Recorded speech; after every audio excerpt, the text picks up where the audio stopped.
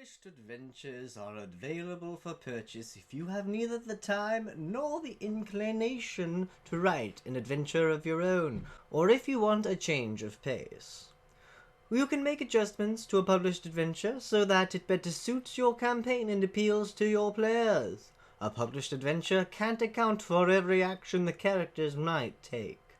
Published adventures also provide inspiration.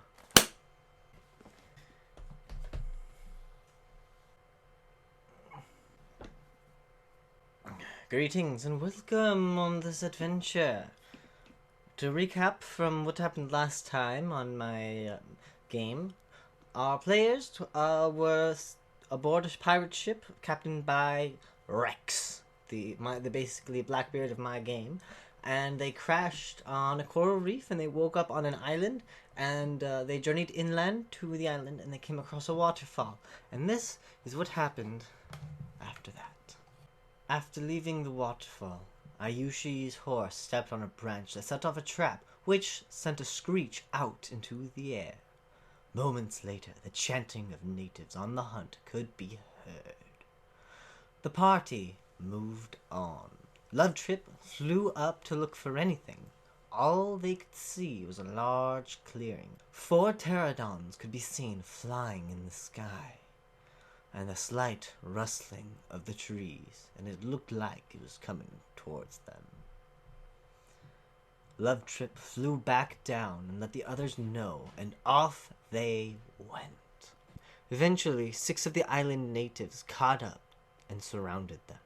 Love Trip spoke to one of them and learned about how there are black-robed individuals who have joined forces with the other tribe on the island and have caused the issues that had befallen the people and brought about the ruin of the civilization. They parted ways on good terms and were asked to remove the black robes and the other tribe. Our heroes went on towards the civilization in search of treasure and aid. On their way, they walked through a swamp where they saw 6 more natives similarly dressed to the ones they met earlier, attempting to push 2 brontosauruses somewhere unseen. They never stopped to find out what happened, but later they heard the blood-curdling screams of the dinosaurs. At one point, they even stumbled onto a nest where a sleeping triceratops lay sleeping. After a while, they made their way to the ruined civilization. They entered the first building they could find that didn't look like it was about to fall apart. The only thing of note that they could find was a safe, but none of their attempts to pick the lock proved to work, but they decided to come back later. The next building they went to was much nicer and turned out to be the shaman's hut. They noticed that the door to the hut looked as if something were leaning against it. Ayushi snuck through the back window. They looked and saw that there was a humanoid shape in front of the door. Using a torch, they looked, only to find that the figure was long since dead. Moving the body, they were able to open the door. They found 2 kite shields and 2 skimitters on the wall next to a very elegant-looking shrine. The large image of a red lightning bolt, the main attraction. Finding nothing much else of value here, they went on.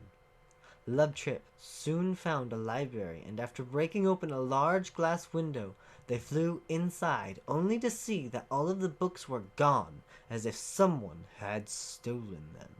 What little could be found were of little importance to Love Trip, and cared not for many of them. Ayushi took a book titled How to Train Your Dinosaur, which turned out to be a children's book detailing how someone might tame and train a dinosaur. Shortly after they exited the library, the moans could be heard, and the sound grew louder with every passing second.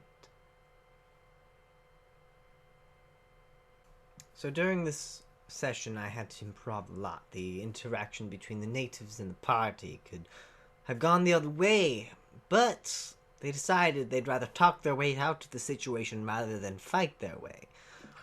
Something I think many other adventuring parties would have done is fight their way out. And my groups tend to want to talk their way out of situations and then get mad at me when they don't have any combat.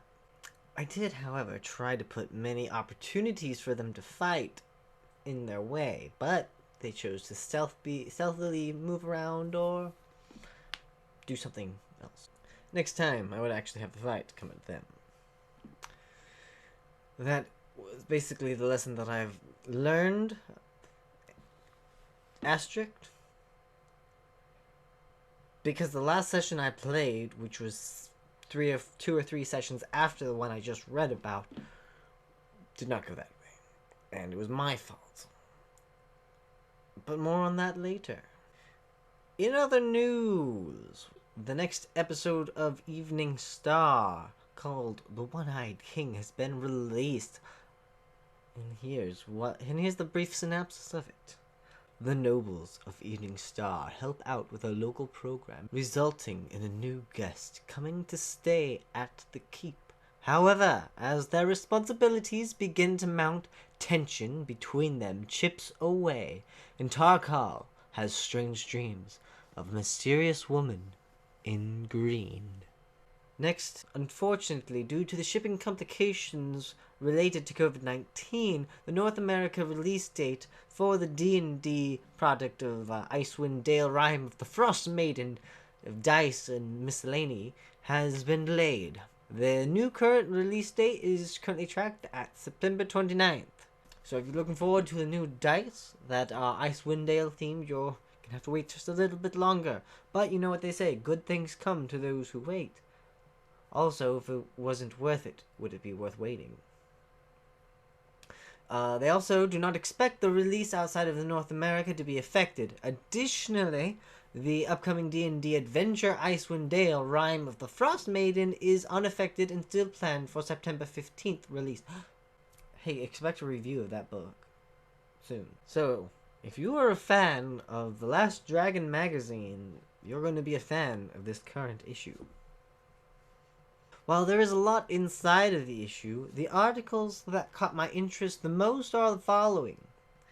There's some details on the upcoming source book, Tasha's Cauldron of Everything, which is looking to be really, really cool. I personally think that it's a sequel to Xanthar's Guide to Everything.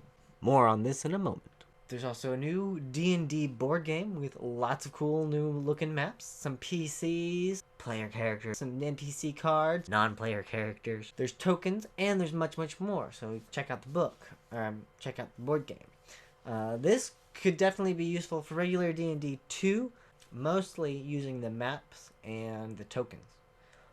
I guess the PC cards, maybe I have to look at the whole thing again, just to be sure. So now, if you like sporting events, such as the Olympics, and you want to incorporate those into your D&D game, then you should definitely check out this issue of Dragon Magazine. Because they took short PDFs from different source books to bring you game competition. The events included that are noteworthy are the Dino Wars from Tomb of Annihilation, and The Floor's Lava, which I don't remember where that one's from, but I think might just be brand new. And then the last coolest thing on this is there's an entire map of Castle Ravenloft drawn out in comic book style. It is super cool. They got some different panels and some different blurbs and everything, and it's clearly designed in like a cut down the middle. So even if you don't even intend to play anything in the Ravenloft setting, definitely give this map a check out because it's cool to look at. The next one we're gonna talk about, I'm even more excited about this one than any of the other ones. So you want a new source book, huh? You're tired of everything. You're tired of what's already out there. You want another source book? We got you covered with the wizard, we don't have you covered. Tasha has you covered. The wizard, Tasha, whose great works include the spell Tasha's Hideous Laughter.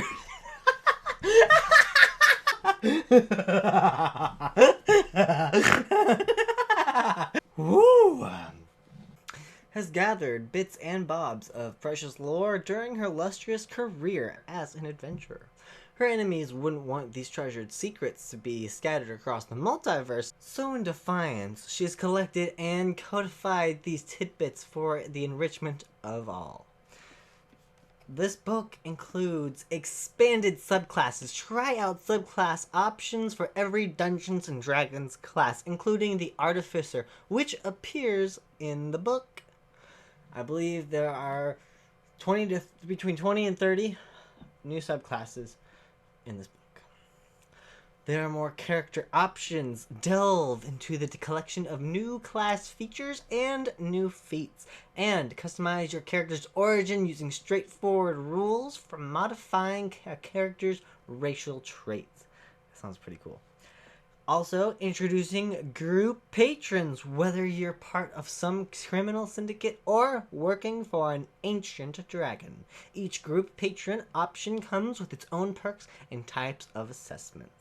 I believe group patrons were first introduced in the new Eberron sourcebook, but I might be wrong. But anyways, this sourcebook is bringing them into regular games, so if that's something you'd like to do, there's rules for it now. Although, from what I understand, it's actually fairly easy. Just be like, whose patron do you guys want to serve? We want to serve Osmodius. Cool, you guys all serve Osmodius, ruler of the 9 hells. There's also a lot of new spells, artifacts, and guess what? Magic tattoos. You know that meme going around the interwebs where it's like, you got a zombie apocalypse is coming towards you and the only weapon you have to defend yourself is whatever's tattooed on yourself. What is it? So, now you can actually do that. You're going to discover more spells as well. You're going to discover more spells along with those magic tattoos. There's going to be artifacts and other magic items for use in your campaign. It looks really cool, and I'm so excited for this book to come out. There's also expanded rules options. Try out the new rules for sidekicks, supernatural environments, natural hazards, and parlaying with monsters. And gain guidance on running a session 0. There's actually, I've found some adventures. I can't link to them right now, but because I don't know where they are. But I've actually seen some adventures while browsing that are for session 0, so you can actually play your session 0, which is kind of cool. You know, not everybody likes combat. Some people like more the role playing and the puzzle aspect. Well, you know, that's fine because there's also a plethora of puzzles that are ready to be dropped into any D&D adventure. Puzzles of varying difficulty await your adventures, complete with traps and guidance on using puzzles in a campaign. Now, for me, especially when I first started out, had a hard time implementing traps and puzzles. I generally avoid puzzles unless they're super simple. So this is basically full of expanded content for the players and dungeon masters alike. This book is a great addition to the player's handbook and the dungeon master's guide. Not a substitute for any of them. Baked inside of it, you'll find rule options for all character classes in the player's handbook, including more subclass options like we mentioned earlier. And thrown in for a good measure is the Artificer class, a master of magical invention. So I think that actually came out from Eberron, and now they're making it an actual part of D&D. So that'd be really cool. Now I might actually make an Artificer. And this Witch's Brew wouldn't be complete with a dash of added artifacts, spellbook options, spells for both player characters and monsters, magical tattoos, group patrons, and other tasty goods. Basically telling us everything we just learned. Everything that I just mentioned is linked down in the description, and so if you'd like to look and see where any of that is, be my guest. Be our guest, put our service to the test. Tie your neck and round your neck, chérie, and vie, travail sur reste. Soup de jour, hot or why we only live to sell. Try the great stuff, it's delicious. Don't believe me? Ask the dishes. We do tricks, I do flips with my fellow candlesticks, and our service here is never second best. Go on and fold our menu, take a glance, and then you'll be our guest, be our guest, be our guest. Welcome to my world. You gotta have resources to fill in the blanks that cannot be covered. Now, if you're a person that likes to save money, and I have never met a single person that doesn't like to save money, and you want to be able to get resources without having to spend a few $100, it's about $400. This is about $400 worth of books. Oh, wait. $420 worth of books that I bought over the course of a year. I didn't buy all this at once. Let me tell you, You don't need all these books. I have all these books because I like having resources and I like having things I can pick and choose and pull from. And in fact, one way I like to think about all of these books is that once you get after you have the core books, actually the player's handbook cost me about $30 because I got it on sale. That's not the point. So the core rule books. Core books you need, the DMG, the PHB, and the MM. Those are all what you basically need. If you want to level up your combat, and I can talk about this book in detail a lot better, you need this. The monsters know what they're doing. There's also a sequel to this book called, I don't remember what it's called, but there should be a flash of it on the screen. Basically, this is what every dungeon master, in my opinion, needs. This book explains how each of the monsters in the monster manual are supposed to function and work. Because the monster manual does not give you nearly enough information on each monster. Somebody, I forget the name, Keith Amon, however his name is pronounced, decided he was going to do that. And there's a lot of really good information on here. Every single monster, they're organized in... I wish this was organized alphabetically instead of... the way this is organized, this book, it's organized by different types. So you got humanoids, all the NPCs, all the monstrosities, all the dragons, all the giants, aberrations, celestials, fae, elementals, constructs, oozes, and plants, beasts. They put oozes and plants in the same one. I found that kind of interesting. But, like, Azers, 469. Oh, look, there's even some cool art.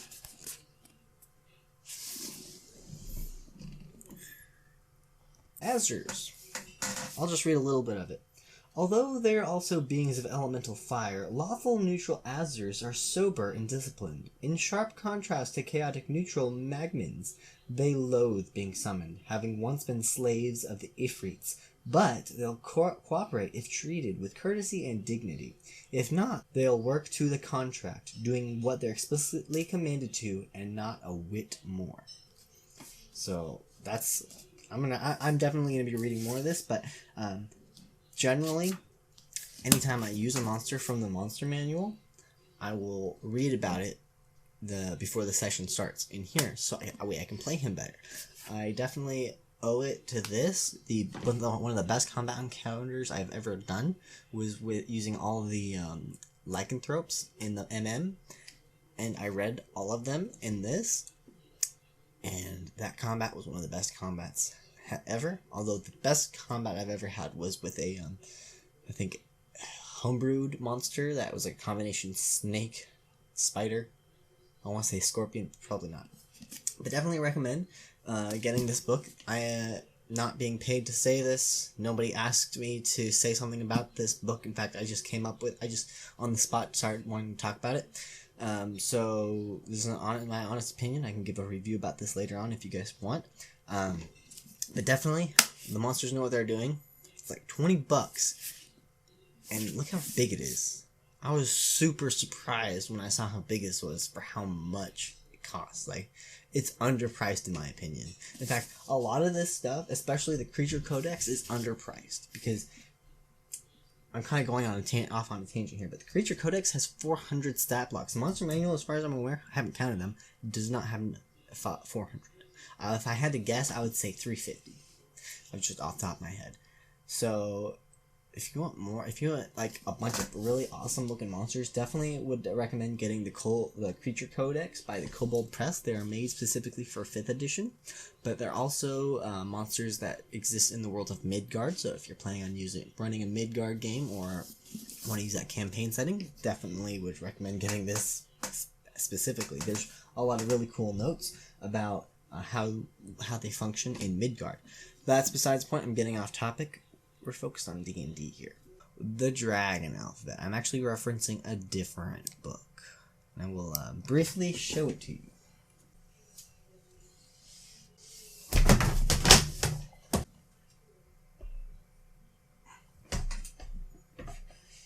So this book was actually the most recent book that I've purchased. And I'll just read the back cover to you. The Dungeon Alphabet, expanded 4th printing. An A to Z reference for classic dungeon design. Designing dungeons is as easy as A, B, C. There's a lot more blurb, but it's too much to read right now. I'll just show you, like, ooh, look at that. Some really cool classic artwork. I'm not a big fan of covers. I like to keep them just in case. I don't like having them on my books. I prefer to have a good hardback. Oh, that's cool. They made this feel like duct tape. It was duct taped on. That's really cool. So yeah, there's a lot of really cool stuff. There's some cool old school artwork. Oh no, I'm hitting the mic. There's an introduction written in the, like how it was in the old school. I actually have a few AD&D books, so it's very reminiscent of those old school ways. Oh look, here's an old school beast or monster. I don't know if it's actually old school, but I think it's cool. So what this is for is, it's not something you need. I bought this because it's something I need. Because my players do things this book will help me with. Like one time, for instance, when they were in the library of the Dieland adventure, one of my players actually wanted to know about the books. And so if I had this, I could have gone to B for books. 100 book titles. Let's see. 1. Things I Have Eaten by Mortimer Van's Belt. 3. Elven Secrets to be Told by Dear Blunter. So this would actually have been very helpful for me instead of coming up with something on the fly, like How to Train Your Dinosaur. There's like 20 unforeseen developments during battle. B. Battle. Let's see. Number 3. A mighty blow shatters a crumbling dungeon wall to reveal an unexpected surprise. Hidden in a niche beyond might be a forgotten hoard of treasure, the restless undead forms of entombed prisoners, or slumbering magical mechanic structures that stirs to life. So, like, if combat, this is perfect for livening up combat. Let's say in the dungeon, someone hits the ground really, really hard. Well, I can just be like, okay. Number 9. Oh, I roll a 9. A schism erupts within the opponent's ranks. This mutiny... Oh. Yeah, that would work. So this is really, really cool stuff. B is also for battles. C is for caves. Random unique caves and cavern tables. The cave contains veins of minerals which could be worked. Roll a d20 to determine mineral preset. There's tin, iron, copper, silver, gold, mithril, and gemstones. C is also for crypts. D is for dragons. D is also for doors. 15 fearsome dungeon-dwelling dragons. Here. Imprisoned within the dungeon brought here centuries ago as a bound servant to a great mage, the dragon was formerly encased in a magical sphere, blah, blah, blah, blah. There's a lot of really, really cool stuff. G is for gold. 20 random forms of gold. Coins are of rare minting and worth 2 to 3 times their value to the numismatists or sages. So I know I'm getting off topic here, but this book is super, super cool, and I'm really glad I picked it up. Once again, it's called The Dungeon Alphabet. If you want to look it up at your local game store, I encourage you to check out your local game stores before you go online and buying from a major retailer, because you gotta support the people that are supporting you, and it's a lot. It's really fun to just go inside of a big game store when they have lots of games and things like that. Although I generally go to the D&D section. So in closing, there's going to be a lot of improv for you as a dungeon master. Just be ready. Know that they're going to do things that you didn't plan for, and it's okay. And if you need to take a couple extra minutes to read ahead because they start going to a dungeon that you had not even expected to use, that's okay too. And if you need to, just end the session early and tell your players, like, you know what, I'm really sorry, but I'm very unprepared.